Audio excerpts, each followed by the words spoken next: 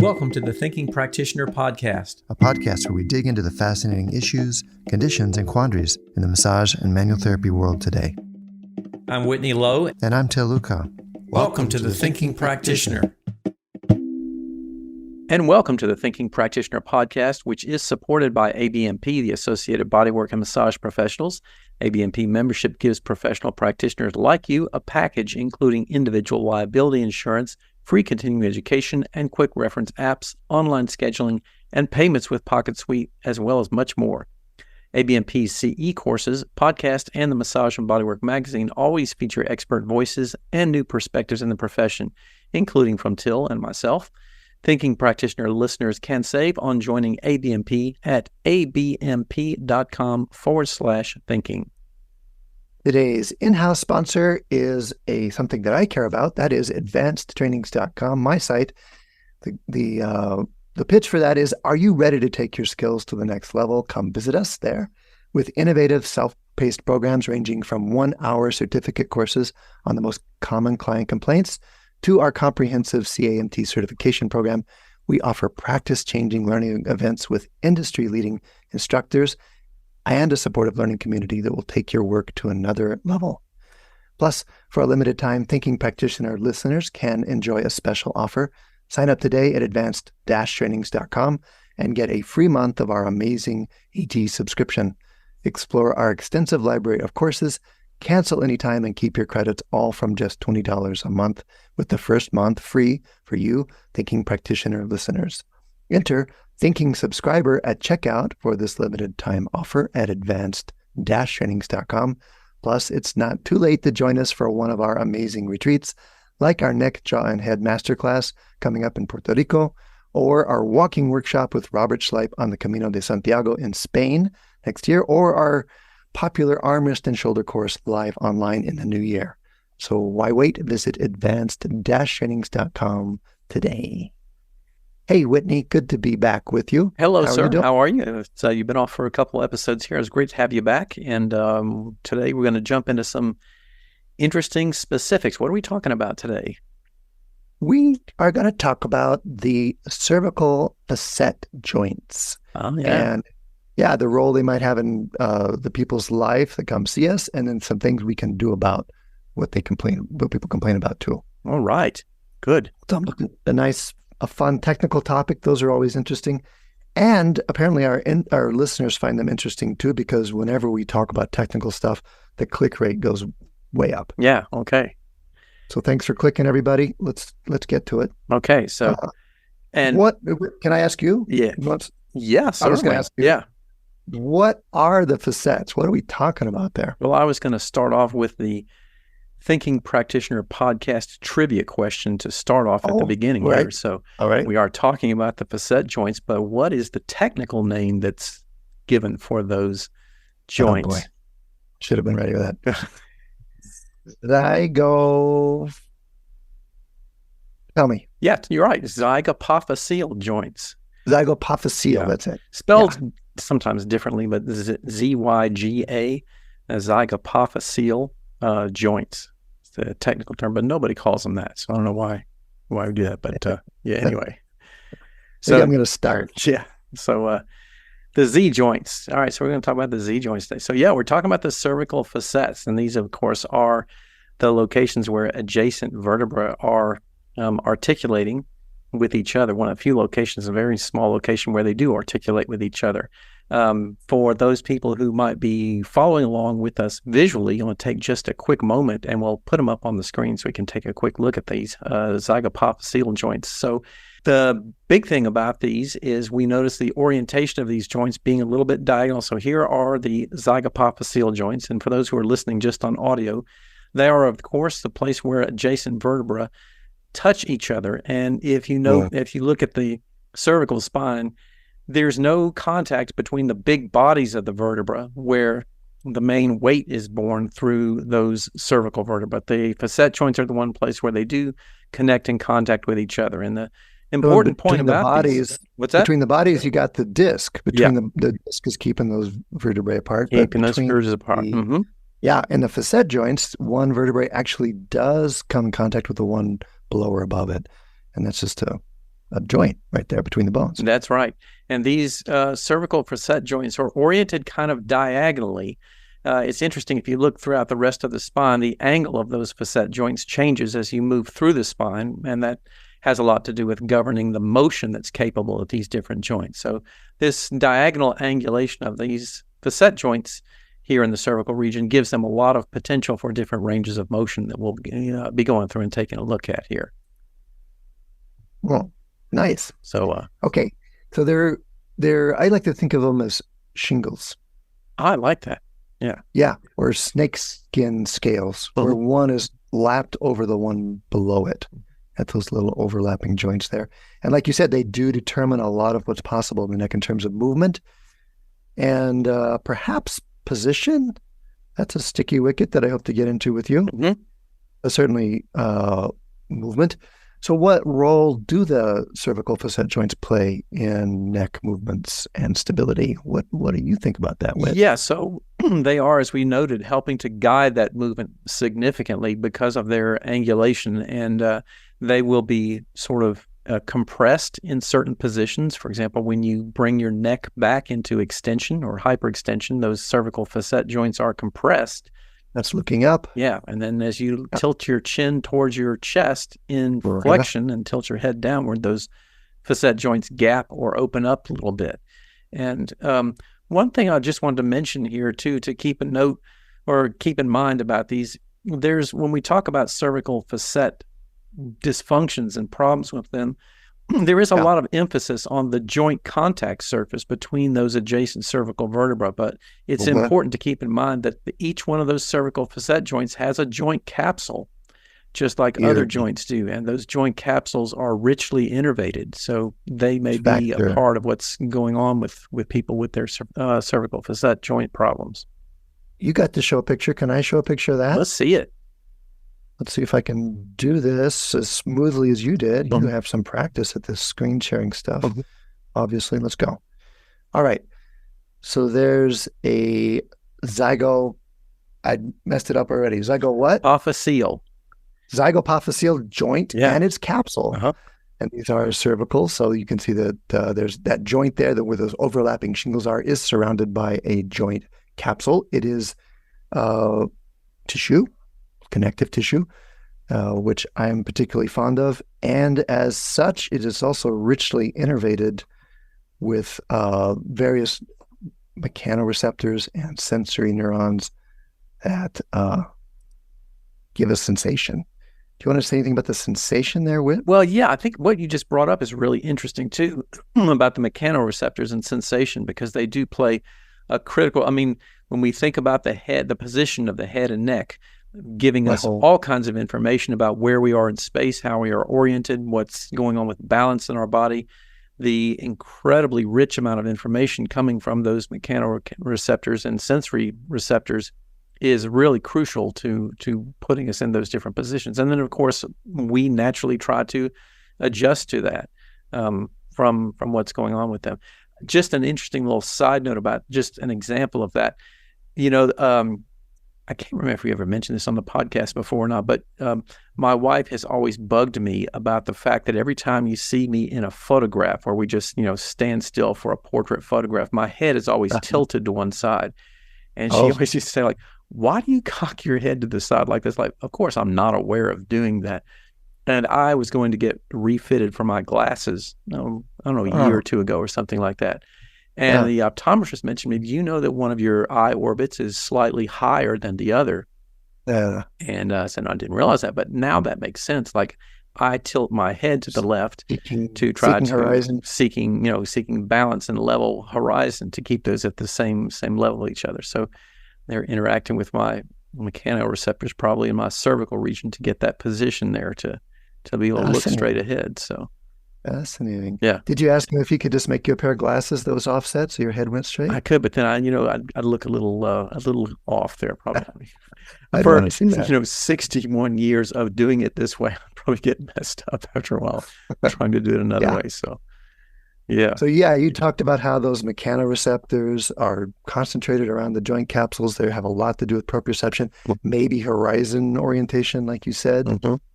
And also the joint surfaces are thought to, should I jump in and say something about degeneration? Let's do. Yeah, let's do. Okay. The joint surfaces are thought to contribute to pain when they get degenerated or roughened. And that is actually degeneration. Joint degeneration brings up some disagreement in the field, that to think that's equated with pain, that if you see something rough on an x-ray, that's necessarily painful. And you'll get clients who come to you and says, I've been told my necks or joints are just degenerated. I'm just going to hurt. Mm-hmm. And that's something that I hold with, hold it lightly, you could say, that explanation. And just because we have roughened joint surfaces anywhere doesn't mean we're necessarily in pain. Those are independent phenomena. And that's pretty much true as a kind of a blanket statement applied to other joints as well, wouldn't you say? Mm-hmm. Yeah, though what we see on a scan, we don't see pain on a scan. We see shapes, textures, things like that, and they don't correlate that well with pain, actually. Yeah. Mm-hmm. So, so how about position? Should we go to the position question? Yeah, that's a big one. That's a nice little can of worms. Position, say. That's a good can of worms to open up there. The question that you put in our script here that I want to ask you is there empirical evidence that establishes a direct link between forward head posture and neck pain? I want your answer. It depends. Okay. I knew you were going to say that. Yeah. So the stuff that I was reading about that, there was, it does not, at least to me, appear definitive yet. There were some, conflicting studies. Some that were interesting, saying like, there seems to be a correlation in older people and not in younger people. Which I thought was interesting because everybody's blaming all the younger people for texting on their phones all the time as being a part of this whole thing. So it's because us older people didn't get to do that. Our necks aren't adaptable enough, and we start to hurt. That could be, So I'm making that up, but who knows? Yeah. So in answering your question, I'm going to default to my usual statement around posture and pain, which is, again, posture is not necessarily a cause of pain, except when it is.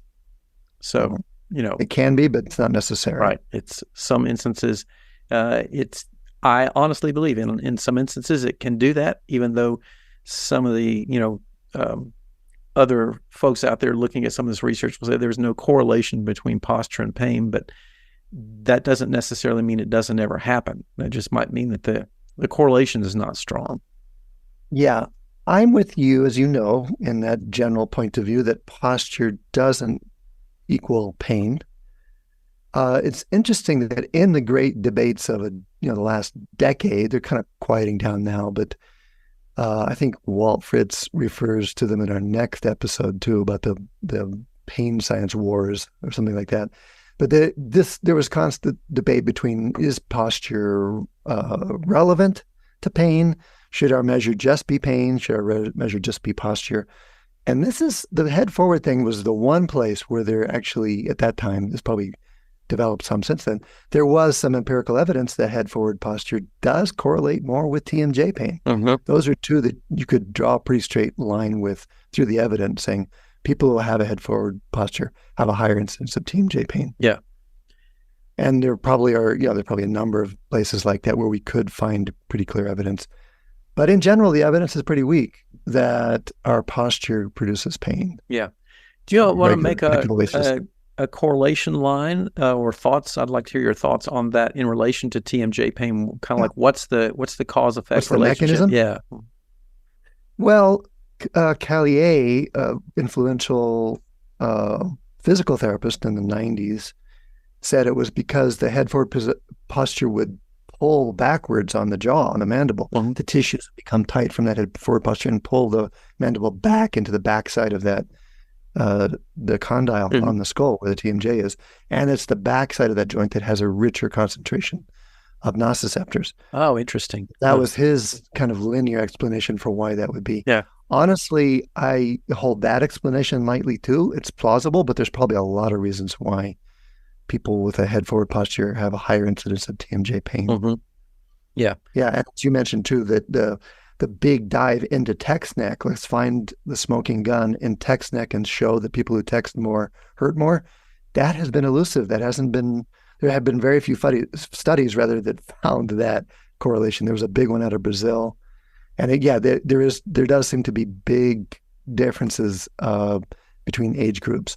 Young people do great with whatever they're doing. Mm-hmm. And maybe by the time you're my age, you got to be more exacting. Yeah. in Yeah. I But think so many of these just chronic postural challenges just have cumulative effects that are going to affect that's people it. more as they Maybe get that's older. And Mhm. maybe it's because we also get crankier. It's just like We just report complain pain more. It's like a little higher on the priority list for us. Yeah. Yeah. Mhm. Well, there's actually, some of us do. That's for sure. I sure do. Well, There's actually some good evidence too that older people complain less about pain. Yeah. As well.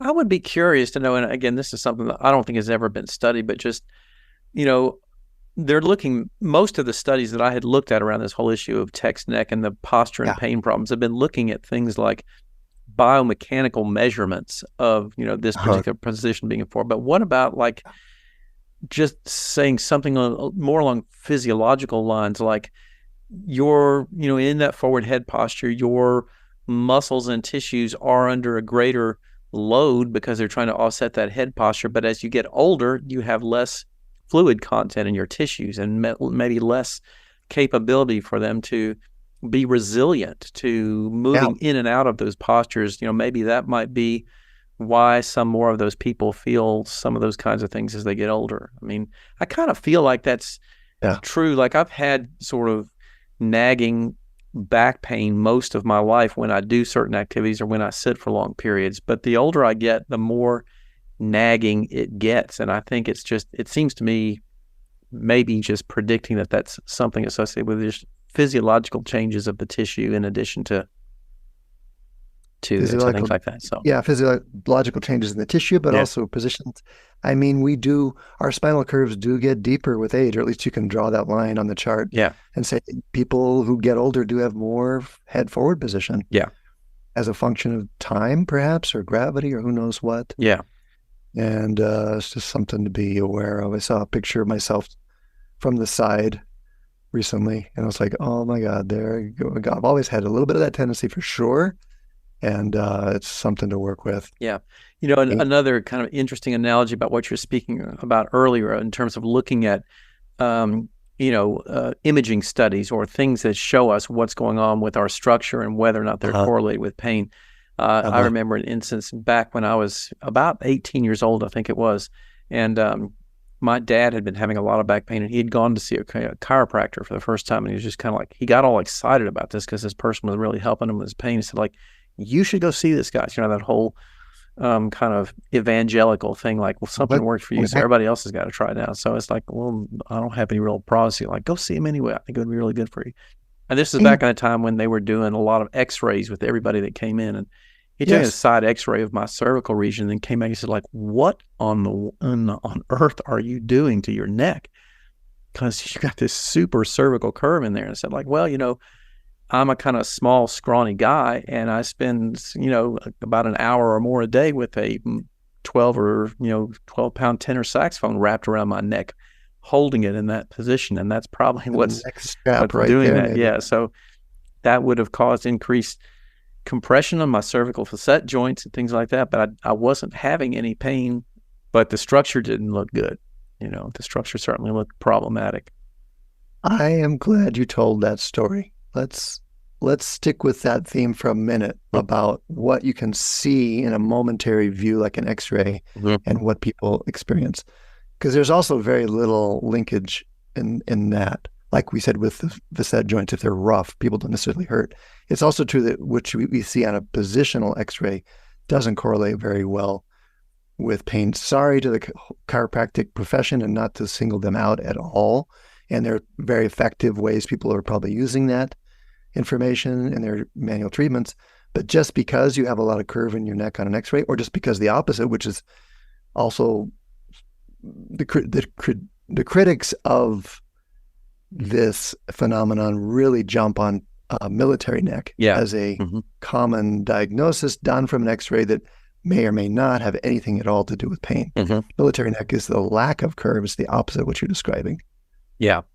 And it's also often you give it as an explanation for why people have neck pain or why they might need a particular treatment to restore the curve. Yeah. So again, maybe not. And I tend to go toward the maybe not side of it. That position doesn't equal function or doesn't equal pain. It was such a radical idea for us when I started learning in the 80s, or before that, people started developing the work in the 70s, to think about how physical form really does influence so much and reflects so much and expresses so much. The shapes of our bodies, the movements we make, things like that, still a lot to it. But when we take it really far, it starts to be a little more questionable. Does a straight neck always hurt? No.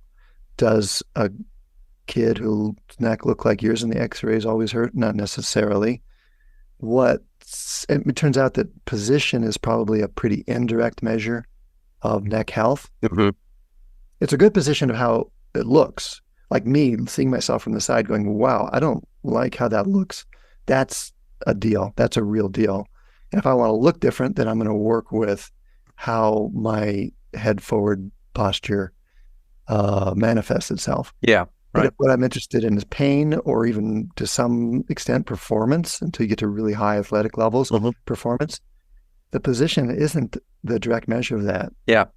And I think one of the other ways where position has been misused to some degree is taking and extrapolating biomechanical principles of a malposition to predicting that somebody's going to have this kind of problem. So, for example, with the military neck, when you lose that cervical lordosis and you stack those vertebrae directly on top of each other, you do increased compressive loads on the intervertebral discs, because they are not designed to really be straight stacked on top of each other, and that does increase compressive loads. Or if you have an exaggerated cervical lordosis, you will shift the weight-bearing responsibility farther in the posterior direction and put more load on the... Would you or would you not accept the modification to that statement that theoretically we increase the loads?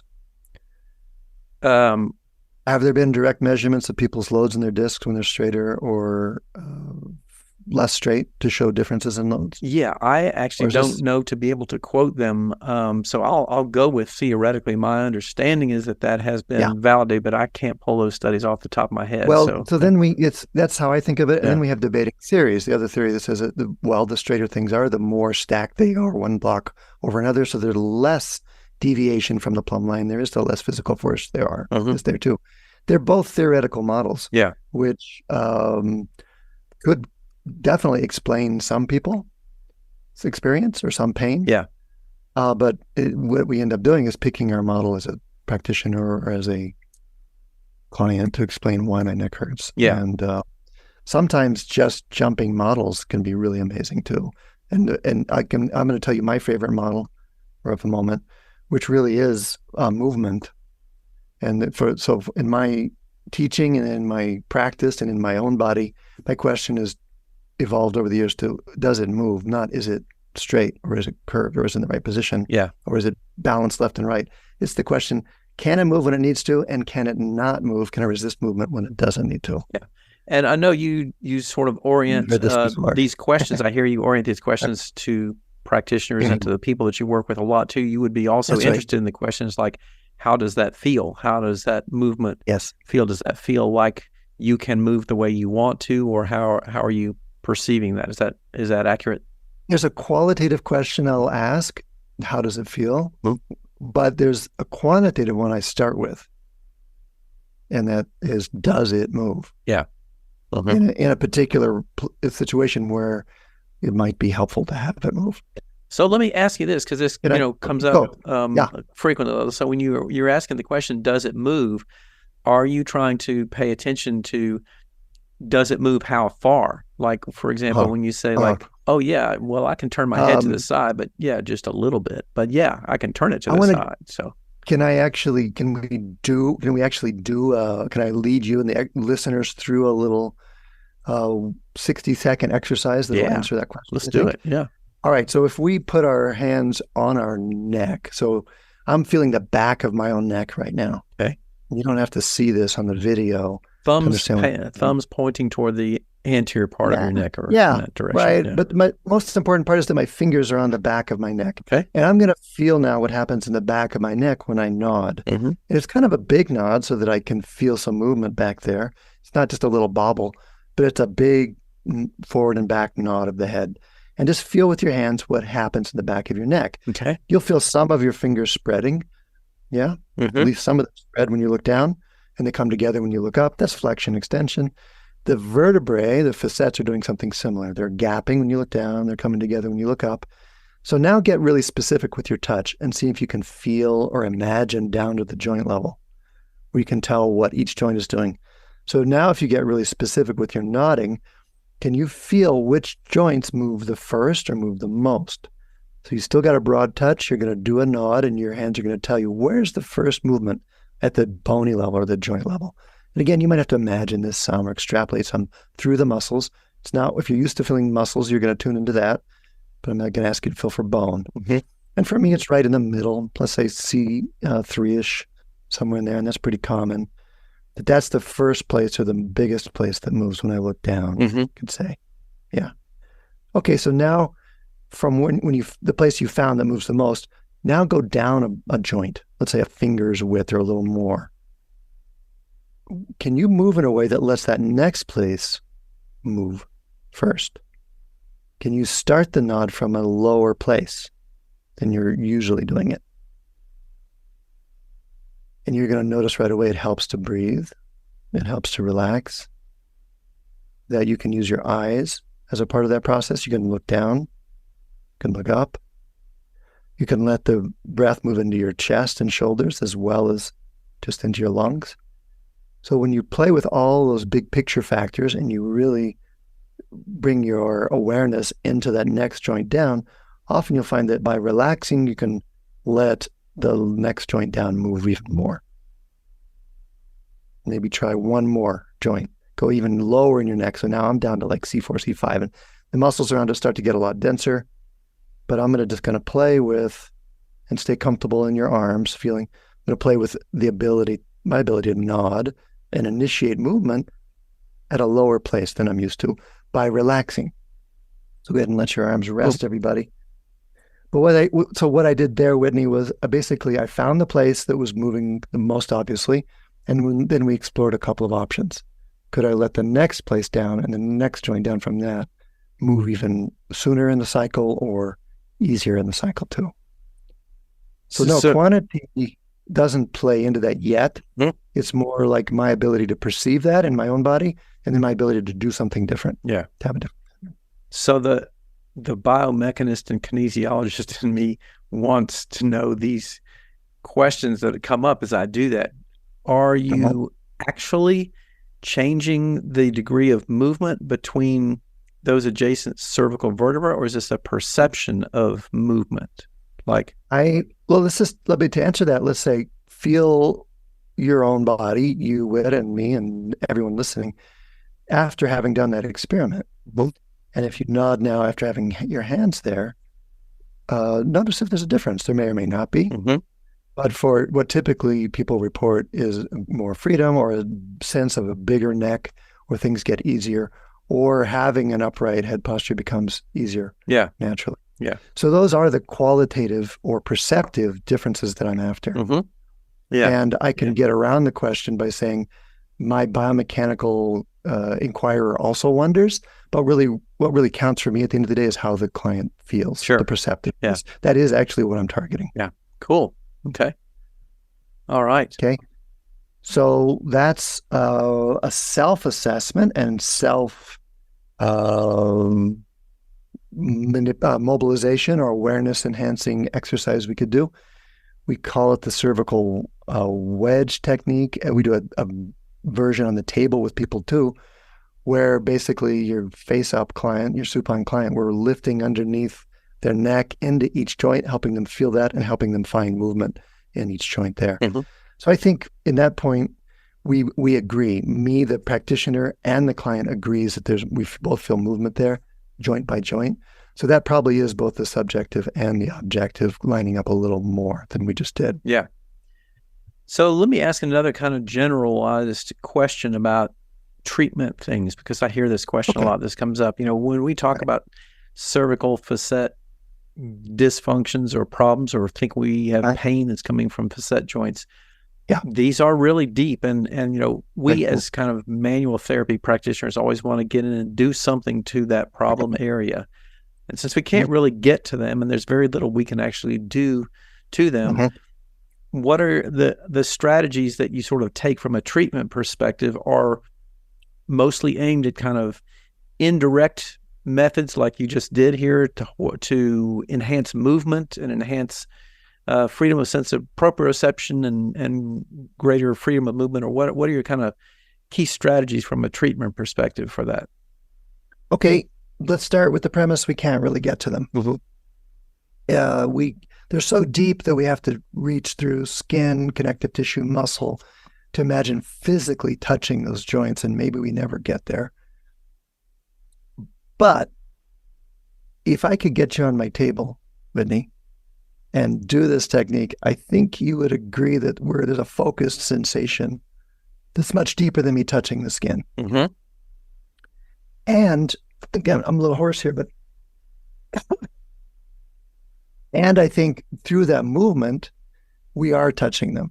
We're touching them both with perception, but then the movement itself is having a direct mechanical or physical effect. Yeah. And if I can localize movement or get more movement perhaps into a place, we're having a different mechanical effect on it. Yeah. It's a fascinating means of working these areas because, as you noted, and we were talking about this earlier, there are so many sensory receptors in this area, and there's just a lot to work with. Very subtle kinds of changes and things like that can have some, I think, moderately significant, profound effects and impacts for people in doing these kinds of things. People love neck work, and they love this kind of down to the deepest structure awakening or awareness building or refinement of people's proprioceptive understanding of those. Yeah, this people love this technique, love this way of working with the neck. Yeah. So the keys there, I mean, the wrap-ups for that technique, and you got more questions, I want to hear them, but I'm working as many joints as I can feel, as many joints as I have time for. I'm looking for an effortless quality to the movement. It's not just, can you force your neck open and close there? It's like, can you relax and let the movement happen? Yeah. And then the other piece that I mentioned, but I'll do even more on the table, is what happens in the rest of your body when you do this. If you tighten your jaw and do this, is that different than relaxing your jaw? What do you have to do in your shoulders to allow this movement to happen? Yeah. Your chest, etc. Yeah.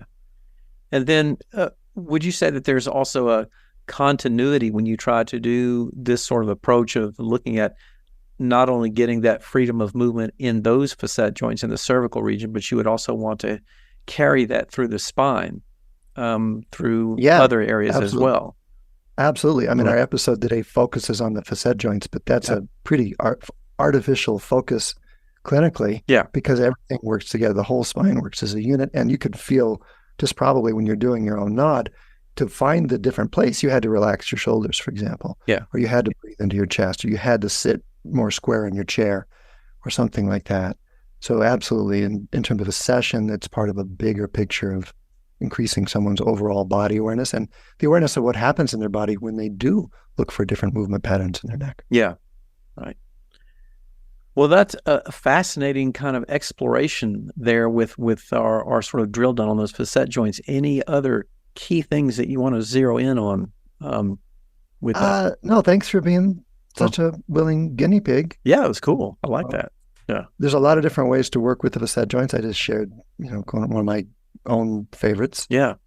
A lot of it depends on really how we think about the body and the role that we have in it. And it's like, depends on what your model, your mental or practical model is in terms of how you're working. And, we're evolving in our understanding of what the body is and how it changes and what we're doing with our hands. But a lot of it comes back to things like, do you think of the body as clay to be molded? You're going to touch it and work with it in one way. Or is it like a muscle machine that needs to be pumped up into a particular shape, and then you're going to prescribe, head back exercises against the wall? Right. Or is it like a fascial tensegrity network that you're re-rigging, and then you're going to think about span and stretch and things like that? Or is it a living, breathing, perceiving organism It's a highly evolved nervous system that's always adjusting and always adapting to what's going on around it. And then that's you can probably hear my bias in there. That's the way I go. And so then I'm really working with perception as well as whatever's happening in the tissues. Yeah. Well, I think it's a fascinating model and perspective on this. And I want to thank you again very much for sharing some of those hands-on sort of somatic explorations with us on that. That was really interesting on the neck as well. Appreciate it. Yeah. What about anything else you want to say in closing?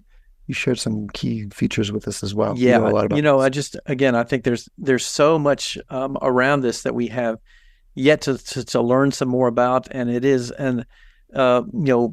mechanically and structurally and physiologically and functionally a very complex area. And there's a lot of things that we haven't really had a chance to dive into in great detail, but there's right. It is also, of course, something that so many people come to us for help with.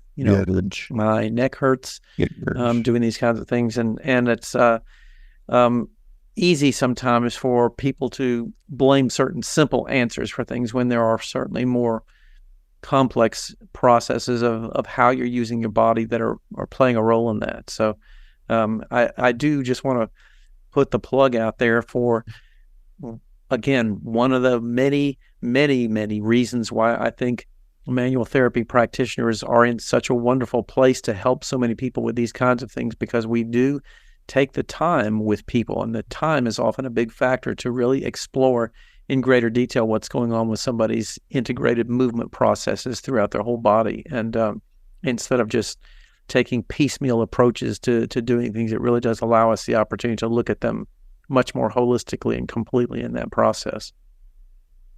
That's great. Holistically and more completely, and to invite some of the inside out change in people's understanding, sensation, experience of their own body. Yeah. It's just something that's being injected into you or done to you. But even if you're not involving your clients as much as I was describing just there, the fact that people feel your hands, feel our hands, and feel differently afterwards is an inside out kind of experience that we really benefit from. Yeah. Wonderful. All right. Well, we'll put a bookmark and a pause in that for today. How about that? Okay. And I know that we Lots will be more to talk about the neck. Yeah. Indeed, revisiting this concept some more in the future here. So, but at this point today, we'll keep in mind that Books of Discovery has been a part of massage therapy education for over 20 years, where thousands of schools around the world teach with their textbooks, e-textbooks, and digital resources.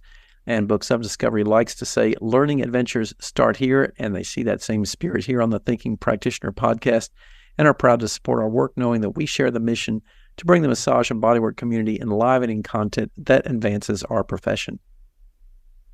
Check out their collection of e-textbooks and digital learning resources for pathology, kinesiology, anatomy, and physiology at booksofdiscovery.com, where Thinking Practitioner listeners like you save 15% by entering Thinking at checkout. And we would like to say a thank you to all of our listeners and to all of our sponsors. You can stop by our sites for the video, show notes, transcripts, and any extras. You can find that over on my site at academyofclinicalmassage.com. And Til, for you, where can people find that? advanced-trainings.com. And if you have comments, questions, or things you'd like to hear us talk about, just record a short voice memo on your phone, and you can email it to us at info@thethinkingpractitioner.com, or you can look for us on social media. You can find me there under my name, Whitney Lowe, and Til on social. People can find you where? Til Luchau. Rate us on Apple Podcasts, please. It does help other people find the show and know about the show. And you can hear us on Spotify, Stitcher, Podbean, or wherever else you listen. Please do share the word, tell a friend. Please do write in and tell us how it's going. Send your voice memo. I can't wait to hear some of those too. Thanks, everybody. And thank you, Whitney, for today. That sounds good. That was a great conversation. We'll look forward to doing it again soon.